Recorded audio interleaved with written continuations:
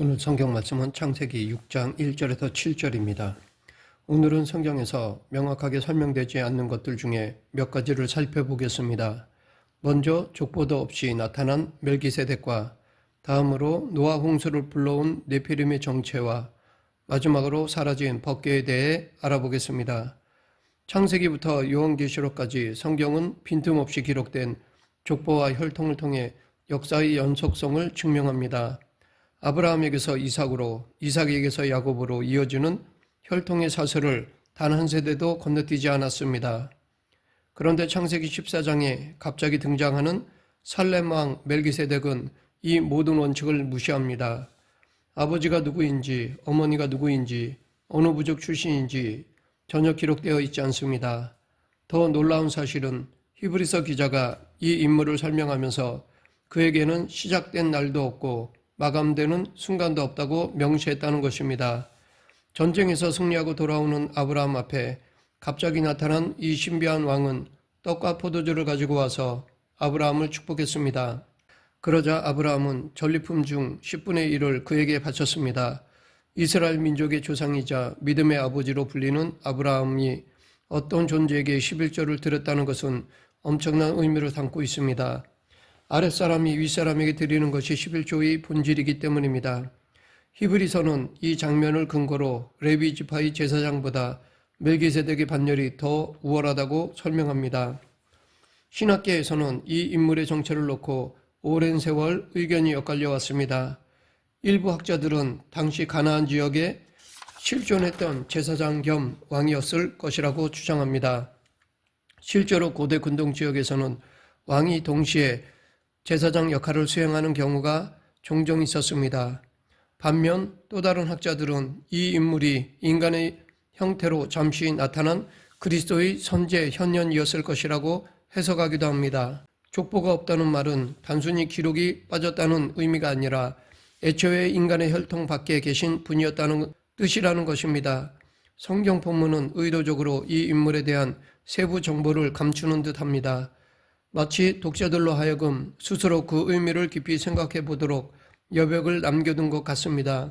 떡과 포도주를 가져왔다는 것은 훗날 예수님이 제정하신 성찬식을 연상시키고 의의 왕이자 평강의 왕이라는 칭호는 메시아의 속성과 일치합니다. 어쩌면 성경 기자는 이 짧은 이야기를 통해 우리에게 시간과 공간을 초월한 구원의 질서를 미리 보여주려고 했는지도 모릅니다. 다음으로 노아 홍수를 불러왔다는 네피림의 정체에 대해 알아보겠습니다. 창세기 6장을 넘어가면 인류 역사상 가장 끔찍한 심판이 시작되기 직전의 광경이 펼쳐집니다. 하나님의 아들들이라 불리는 존재들이 땅 위에 여자들을 보고 그들을 취했다는 기록입니다. 이 결합으로 태어난 자들이 바로 네피림이었습니다.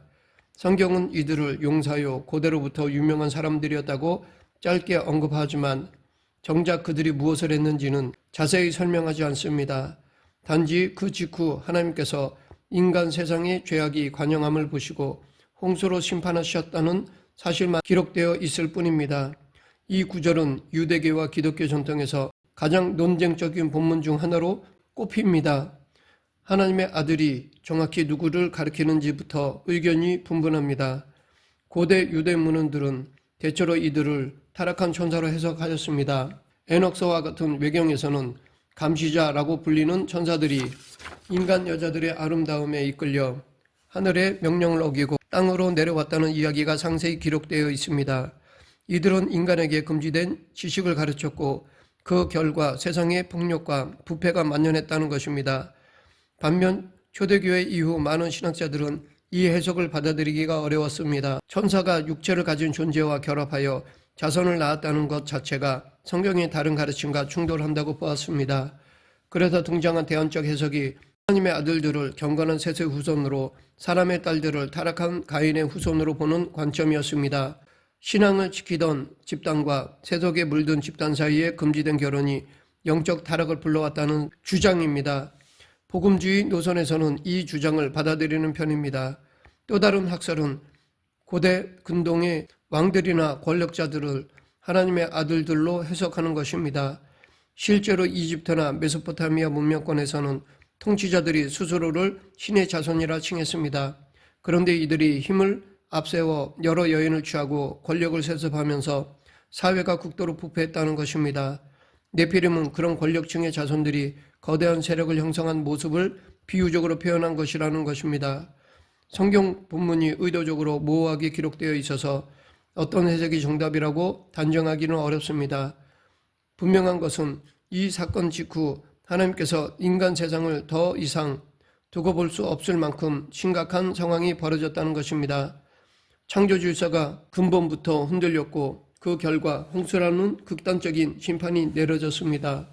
네피림의 실체가 무엇이든 그들의 등장은 인류가 하나님의 계획에서 얼마나 멀어졌는지를 보여주는 경고의 표지였던 셈입니다.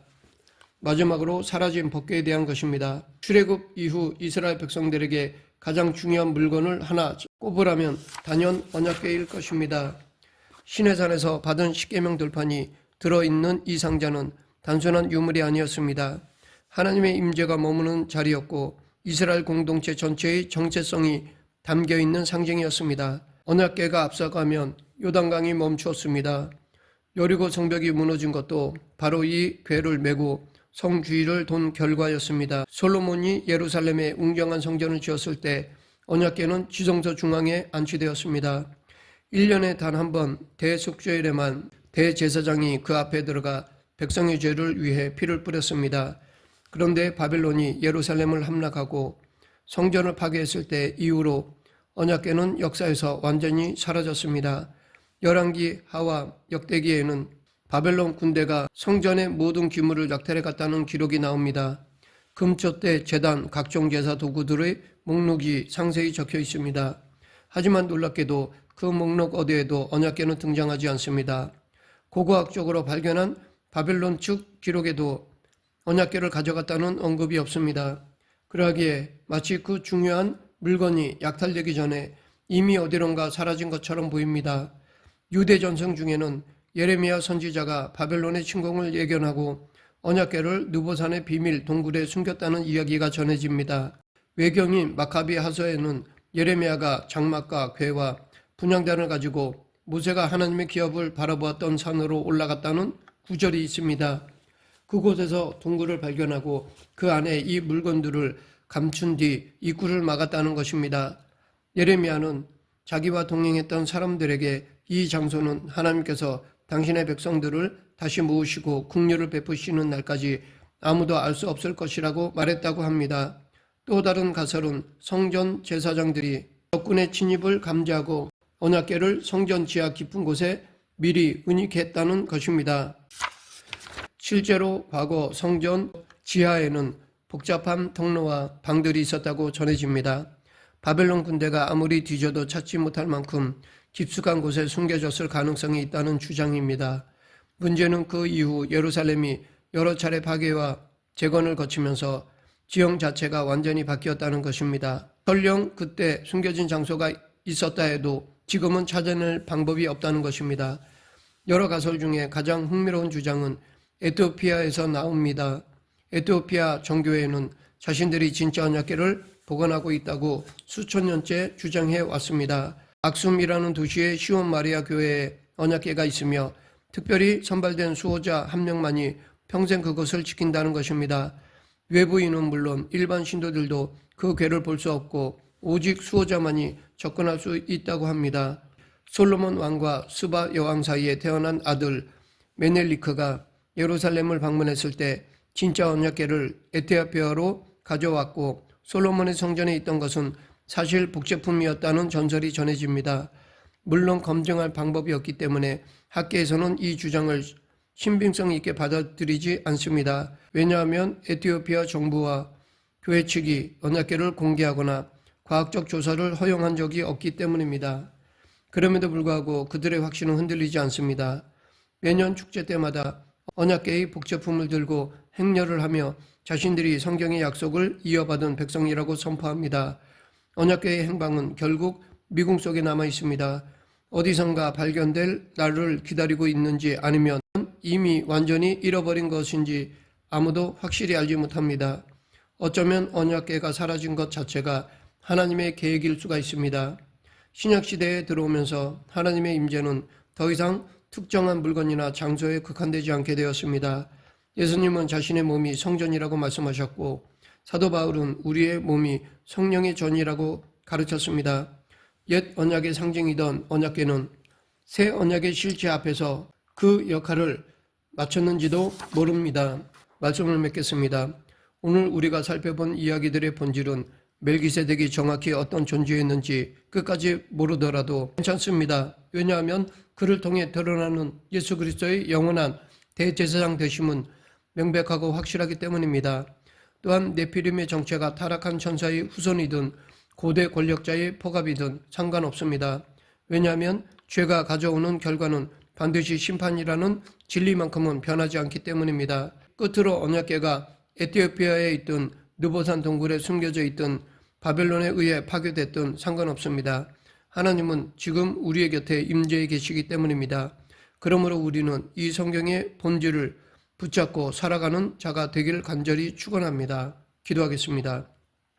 생사와 복을 주관하신 하나님 아버지, 성경이 가라고 하면 가고 서라고 하면 서는 성도, 주신 말씀에 순종하는 저희 모두가 되게 하여 주시옵소서. 예수님 이름으로 기도드립니다. 아멘.